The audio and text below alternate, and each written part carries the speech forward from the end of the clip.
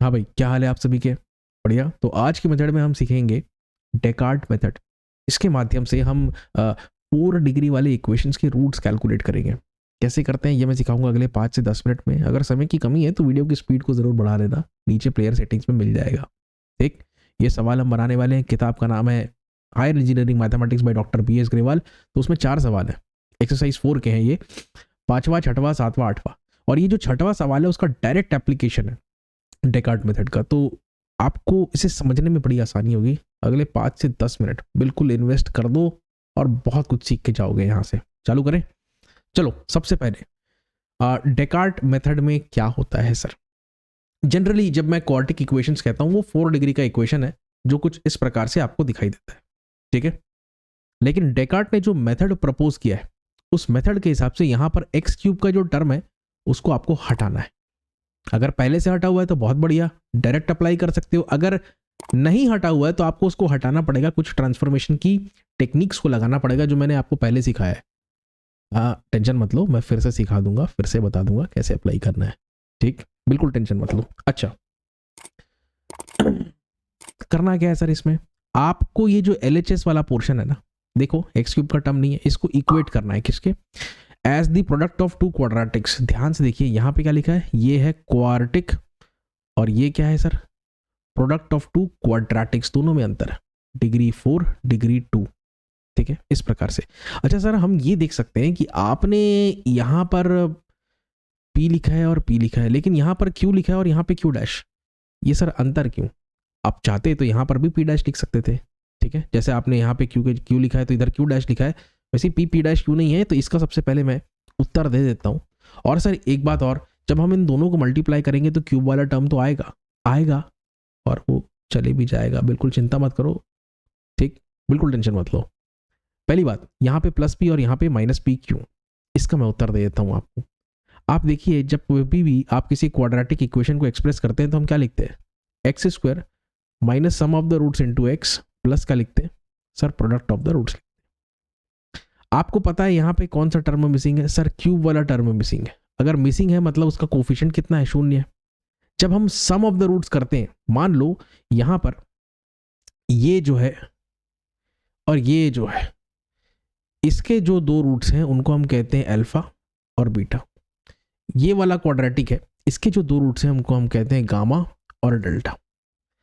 अब देखिए इनका जो सम होगा, सम मतलब alpha plus beta plus gamma plus delta, वो किसके बराबर होगा? यहाँ पर ये जो एक्स क्यूब का कोफिशिएंट रहेगा 0 डिवाइडेड बाय एक्स पावर 4 का कोफिशिएंट मतलब 1, ये 0 रहेगा। ठीक है, अच्छा ये 0 कब रहेगा? जब यहाँ पर एक पॉजिटिव क्वांटिटी आए और यहाँ पर, या तो आप उल्टा भी कर सकते हो, अगर यहाँ पर आप नेगेटिव बोल रहे हो तो यहाँ पॉजिटिव कर सकते हो, कोई दिक्कत नहीं है। मान लो यहाँ पे एक नेगेटिव क्वांटिटी आया और वो सेम क्वांटिटी यहाँ पर पॉजिटिव आया, तभी तो ये कुल मिला के 0 आएगा। तो मैं यही कह रहा हूँ, ये जो माइनस P आया है ये 2 रूट्स पहले क्वाड्रेटिक से आया है, और ये जो प्लस P आया है ये अगले 2 रूट्स जो मतलब गामा प्लस डेल्टा से निकल करके आया है। समझ में आया? तो जब आप इस माइनस P को यहाँ पे रखेंगे ना, तो ये देखिए x square minus of minus P into x plus यहाँ पर प्रोडक्ट ऑफ द रूट्स क्या है सर? ये Q है। अल्फा और बीटा का प्रोडक्ट क्या होगा? Q होगा। तो यहाँ से इक्वेशन आपका बनता है x square plus P x plus Q. एक चीज तो ये हुई। दूसरी बात इसकी कर लेते हैं, तो यहाँ पर भी सेम फॉर्मूला लगेगा बच्चों, X square minus sum of the roots. तो sum of the roots gamma और डेल्टा के लिए कितना है? प्लस P है। तो यहाँ पर प्लस P है तो यहाँ पे प्लस P रखो और इंटू एक्स हो गया, प्लस क्या हो गया? गामा और डेल्टा का जो प्रोडक्ट होगा वो कितना हो जाएगा? Q डैश हो जाएगा। तो यहाँ से इक्वेशन बना x square minus P x plus Q dash. तो दोनों में अंतर देखिए आप, यहाँ पे P और P सेम है, लेकिन यहाँ पर ये अगर Q है तो यहाँ पर Q डैश है। इतना समझ में आया क्या कर रहे हैं? हाँ, इसके बाद आपको P Q डैश सबकी वैल्यूज कैलकुलेट करनी है और उसके अनुसार आप फाइनली रूट्स की वैल्यूज को कैलकुलेट कर सकते हो। ठीक, अच्छा थोड़ा सा वीडियो में पीछे जाके उसका स्क्रीनशॉट ले लेना चाहो तो। ठीक, इसको जब आप सिंप्लीफाई करोगे, दोनों को मल्टीप्लाई करोगे, कितने 3 और 3 9 टर्म्स आएंगे, उनको फिर और अरेंज करोगे, कंप्रेस करोगे, सिंप्लीफाई करोगे तो अल्टीमेटली कुछ इस प्रकार का आएगा। हरे को हरे से मिलाना है, नीले को नीले से मिलाना है, मतलब हम क्या कर रहे हैं? एक्स का कोफिशिएंट, एक्स स्क्वायर के कोफिशिएंट्स, इनको कंपेयर कर रहे हैं और यहां से कुछ इक्वेशंस हमारे पास बनेंगे जिनको सॉल्व करके हम P क्यू और क्यू डैश, इनकी वैल्यूज को हम कैलकुलेट करने वाले हैं। मेरे ख्याल में बेहतर ये होगा अगर मैं सीधा मुद्दे पे आता हूँ। प्रॉब्लम क्रमांक 6 इसको सॉल्व करते हैं। सबसे पहले एक प्रश्न अपने आप से करो कि सर क्या ये डेकार्ट के फॉर्मेट में है कि नहीं। तो आप देखो इसमें एक्स क्यूब का टर्म है कि नहीं। सर इसमें तो कहीं भी एक्स क्यूब का टर्म नहीं दिख रहा है, तो मतलब उत्तर है भाई ये डेकार्ट के फॉर्मेट में है पहले से। बिंदास, टेंशन लेने की कोई जरूरत नहीं। आप सीधा इसको इक्वल कर दो किसके, as the product of two quadratics. बस ध्यान रखना यहां पर आपका क्या रहेगा, क्यू रहेगा और यहां पर क्यू डैश रहेगा, बाकी पी तो दोनों में रहेगा। ठीक है, एक में सम पॉजिटिव आएगा, एक में नेगेटिव आएगा, जिसको कि मिला करके 4 रूट्स का सम 0 आता है। ठीक, अच्छा वैसे इसमें एक्स स्क्वायर का टर्म भी नहीं था, तो सम्मान देने के लिए, क्योंकि मुझे कोफिशिएंट्स को कंपेयर करना है आगे जाके, तो मैंने सम्मान के लिए यहाँ पर 0 इंटू एक्स स्क्वायर लिख दिया। एक्स क्यूब लिखने की जरूरत नहीं, यहाँ पर एक्स क्यूब नहीं आएगा, आप अभी देखोगे समझ में आ जाएगा। ठीक है सर, अब क्या करें, अब आप क्या करो, सिर्फ इस RHS में फोकस करो। एक्स स्क्वायर को इन तीनों के साथ मल्टीप्लाई करो, फिर px को भी इन तीनों के साथ मल्टीप्लाई करो, फिर q को भी इन तीनों के साथ मल्टीप्लाई करो। तो मैं बड़ी स्ट्रक्चर्ड वे में इस प्रकार से लिख देता हूँ। ठीक है, इन दोनों को मल्टीप्लाई करोगे, ठीक है, एकदम बेबी अलजेब्रा है ये। ठीक, फिर इसको तो 3 टर्म्स यहाँ से, फिर 3 टर्म्स यहाँ से बनेंगे, उसी प्रकार से 3 टर्म्स यहाँ पर भी बनेंगे। तो टोटल कितने हो गए सर, 9 टर्म्स हो गए। चलो ब्रैकेट ओपन कर लो, 9 टर्म्स मैं एक बार में लिखते रहूँ। अब RHS एक्सपैंड हो गया सर। अब क्या करें, अब आप क्या कर सकते हो, यहाँ पर अरेंज कर सकते हो। सबसे पहले हायर पावर लिखो, फिर लोअर पावर। एक और चीज शुरुआत में बताया था आपको कि क्यूब वाला जो टर्म है वो आएगा, ठीक है, इक्वेशन में, लेकिन चला भी जाएगा। ठीक है, तो बाकी बचेगा क्या, जब एक्स स्क्वायर की बात करोगे आप, एक्स पावर 4 तो पहले लिखोगे, फिर एक्स स्क्वायर का नंबर आएगा।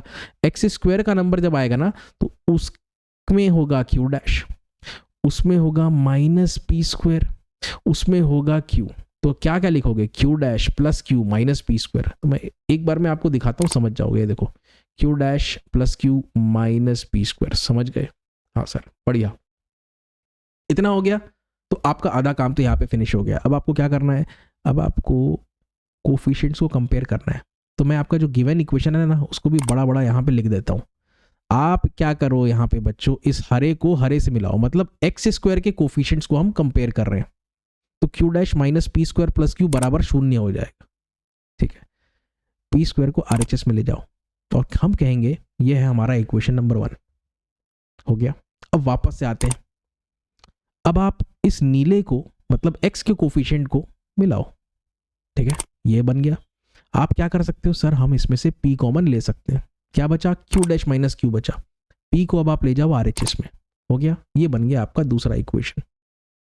अब क्या बचा सर, ये कोफिशिएंट्स तो आपने कंपेयर कर लिए, ये कांस्टेंट्स को भी कंपेयर कर लेते हैं सर। क्यू क्यू डैश बराबर -5, तो ये बन गया हमारा तीसरा इक्वेशन। मैं एक पेज में लिख देता हूं तीनों के तीनों इक्वेशंस को। हाँ सर, बहुत बढ़िया। अब कितने इक्वेशन है सर, 3 इक्वेशन है। कितने अननोन है सर, क्यू डैश, क्यू और पी, 3 अननोन है। बन जाना चाहिए।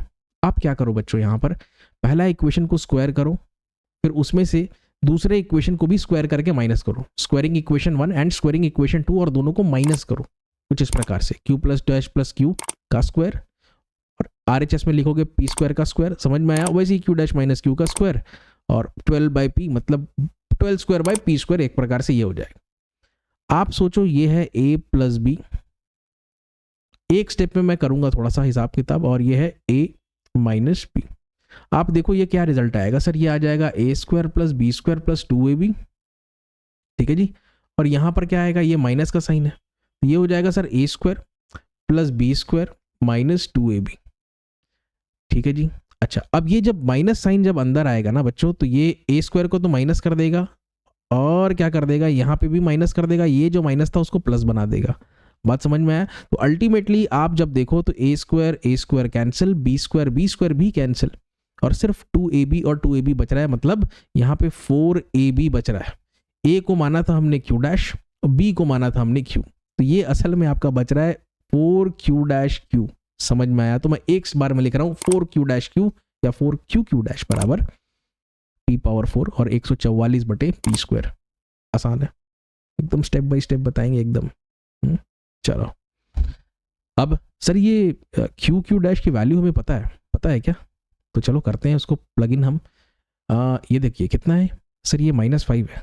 बस इस वैल्यू को अब आप रख दो, कितना रखोगे यहाँ पे -5 रख दिया मैंने, 4 पंजे 20 माइनस का चिन्ह के साथ। साथ में मैंने एक और काम किया है, यहाँ पे 20 तो आएगा ही आएगा। मैंने क्या किया है भाई, ये फ्रैक्शन मुझे बिल्कुल पसंद नहीं है, तो मैंने क्या किया, इन दोनों तरफ पी स्क्वायर से मल्टीप्लाई कर दिया। ये कैंसिल हो गया, बहुत बढ़िया, 144 अकेला बचेगा, ये p पावर 6 हो जाएगा। और सर ये p स्क्वायर -20 p स्क्वायर हो गया। फिर से अरेंज कर लो हायर से लोअर पावर में, ठीक है, p पावर 6, ये इसको राइट हैंड साइड में ले जाओ, तो ये हो जाएगा प्लस में 20 p स्क्वायर -144 बराबर 0। उम्मीद करता हूँ यहाँ तक तुम समझ गए ना। हाँ, आगे भी आसान है, कोई दिक्कत नहीं होगी, आप देखते जाओ, बढ़िया सवाल है ये। अब सर एक काम करते हैं, ये इसको सॉल्व कैसे करें।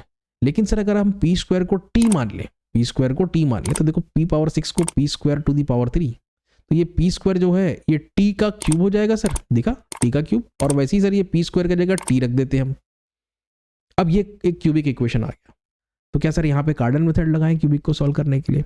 नहीं, आप क्या करो, सीधा कैलकुलेटर का इस्तेमाल करो और ये वैल्यूज कैलकुलेट कर लो। 3 वैल्यूज आएंगी, 2 कॉम्प्लेक्स है और एक रियल है, ठीक है। लिखना लेकिन यूजिंग बाय इंस्पेक्शन ऐसा लिख देना। कई बार टीचर्स पसंद नहीं करते भाई कैलकुलेटर का इस्तेमाल करना। वैसे मैं ये मान के चल रहा हूँ इंजीनियरिंग के छात्र ही इस वीडियो को देख रहे हैं, जहाँ पर आप साइंटिफिक कैलकुलेटर अलाउड है यूज़ करना, ठीक है। आप बोल देना कि भाई मैंने इंस्पेक्शन के माध्यम से पता लगाया कि 1√4 है और 4 एक परफेक्ट स्क्वायर है सर, और क्योंकि हमने टी को p स्क्वायर माना था तो p स्क्वायर बराबर 4 है, परफेक्ट स्क्वायर है तो 4 ही लो ना। ये सब कहाँ लोगे, फंस जाओगे सब में, ठीक है। p स्क्वायर बराबर 4, तो p के 2 वैल्यूज आएंगी सर +-2। हम कौन सा चुनेंगे, +2 चुनेंगे, माइनस लोगे तो फिर फंस जाओगे। तो p की वैल्यू आ गई। मेरे पास 3 इक्वेशन है, उसमें 3 अननोन्स। एक वैल्यू अननोन का मेरे को पता चल गया +2, उसको मैं यहाँ पे रखूंगा तो बन जाएगा ये सर 2 स्क्वायर, और साथ में यहाँ पे भी रखूंगा तो ये 12/2 बन जाएगा। ये 4 हो जाएगा और ये 12/2 6 हो जाएगा। तो इसको इक्वेशन क्रमांक मॉडिफाइड 4 और 5 में दे देता हूँ। चौथे और 5वें समीकरण, इन दोनों को आप जोड़ दीजिए। जोड़ने पर क्या होगा सर कि ये +q और ये -q कैंसिल हो जाएगा, 2q' बराबर 10 आ जाएगा। q' का वैल्यू 5 आ गया, 2 हो गया सर अपडेट अपने पास।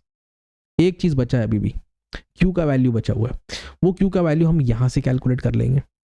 q' का वैल्यू कितना रखोगे, 5 रखोगे, तो चलो यहां पर 5 रख दो आप। q का वैल्यू आ जाएगा -1। तो तीनों वैल्यूज आ गई सर हमारे पास। अब मैं मास्टर इक्वेशन में चलता हूं, जो हम लोगों ने शुरुआत में अज्यूम किया था कि भैया जो हमारा 4 डिग्री क्वाड्रेटिक इक्वेशन है वो बराबर किसके होगा, प्रोडक्ट ऑफ 2 क्वाड्रेटिक, यही माना था हमने। अब यहां पर आप p का वैल्यू रखोगे कितना, 2 रखोगे, कितना 2 रखोगे। q' का वैल्यू कितना रखोगे यहाँ पे सर 5 रखेंगे। q का वैल्यू कितना रखोगे यहाँ पे सर -1 रखेंगे। तो रखो और इन दोनों को सेपरेटली सॉल्व करो। यहां से आपके पास आएंगे 2 रूट्स, यहां से आपके पास आएंगे 2 रूट्स, आपका काम खत्म हो जाएगा, कोई टेंशन नहीं है। करके दिखाते हैं, देखो x² + 2x प्लस नहीं -1, ये देखो x² + 2x -1 और ये x² - 2x + 5, ठीक। अब सर ये देखिए a बराबर 1, b बराबर 2, c बराबर -1, ये है फॉर्मूला, ठीक है। ये a का वैल्यू 1 है तो यहाँ पे 1 आएगा, यहाँ पे 1 आएगा। b का वैल्यू 2 है तो यहाँ पे 2 समझ में आ रहा है। c का वैल्यू कितना है, 1 है तो यहाँ पे 1। श्रीधराचार्य का सूत्र लगाया हमने, ठीक है। तो यहाँ पर भी सेम काम करना है आपको। a और b और c का वैल्यू लिख देता हूँ मैं। b बराबर -2 और c बराबर कितना आएगा, +5। थोड़ी देर के लिए जगह बदल लेते। अरे बहुत, 1 मिनट रुक जाओ, गायब हो जाते हैं। देखते जाओ, इंजॉय करो। और स्क्रीन को वैसे जूम कर सकते हो, पिंच करोगे तो जूम हो जाता है। इन वैल्यूज को यहाँ पे रख दो। तो देखो जरा इसको सॉल्व करते हैं। 2 का स्क्वायर, पहले इसको सॉल्व कर लेते हैं एक तरफ, फिर हम लोग दूसरी तरफ जाएंगे, ठीक है। सर 2 का स्क्वायर करेंगे तो 4 आएगा और ये माइनस माइनस प्लस हो जाएगा, 4 + 4 8 हो जाएगा। तो -2 ± √8 आ गया। 8 को लिख सकते हो तुम 4 × 2, 4 बाहर आ जाएगा 2, तो 2√2 आ जाएगा। यहाँ पर डिवाइड कर लो 2 से, तो -1 बचा यहाँ पे ऊपर, यहाँ पे तो 2 कैंसिल हो गया तो √2 बचा। -1 ± √2, एक तो ये हुआ। अब इधर का बताता हूँ ये कैसे आया। देखो a b c की वैल्यू तुम रख लो, ये मैंने बता दिया, ठीक है जी। तो अब आप देखिए बच्चों, 2 का स्क्वायर 4 -2 का 5 × 20, 4 - 20 -16, तो रूट के अंदर कितना आया -16, भाई ये कॉम्प्लेक्स में जा रहा है ये। 16 को -16 को आप लिख सकते हो 16 गुणा -1, 16 का तो 4 बाहर आ जाएगा, और अंडर रूट ऑफ -1 को हम क्या लिख सकते हैं सर, आयोटा लिख सकते हैं, जानते हो 2/2 1, यहाँ पे 1 बचेगा और 4/2 2 बचेगा, तो 1 + -2 आयोटा। तो ये आ गए भाई हमारे पास 4 रूट्स, ठीक, प्लस माइनस कितने हो गए 4 रूट्स। और यहाँ पे हो गया प्यारे बच्चों हमारा इस सवाल का खेल खत्म। थोड़ा सा आने वाले सेशंस में और भी चैलेंजिंग सवाल बनाएंगे। इसमें तो आपको डायरेक्टली दिख गया था कि सर ये तो डेकार्ट फॉर्मेट में था, पहले से ही हम देख रहे हैं एक्स क्यूब का टर्म नहीं था, तो कोई दिक्कत ही नहीं हुई। आने वाले जो सवाल है उसमें इतनी आसानी नहीं होगी, आपको उसको फॉर्मेट में लाना पड़ेगा, और लाने में भी कई बार थोड़ा सा समय लग जाता है, ठीक है, 5 से 8 मिनट लग जाते हैं, तो देखेंगे उसको भी बड़े मज़े के साथ बनाएंगे। तो आज की वीडियो में बस इतना ही। वीडियो पसंद आया तो भाई बिना लाइक करे मत जाना, और अपने दोस्तों के साथ भी ज़रूर शेयर करना चैनल को, ठीक है, और सबको बोलना कि सब्सक्राइब करें, right, and press the bell icon so that आपको हमेशा नोटिफिकेशंस मिलती रहे। नए वीडियो में मिलूंगा। Thank you very much.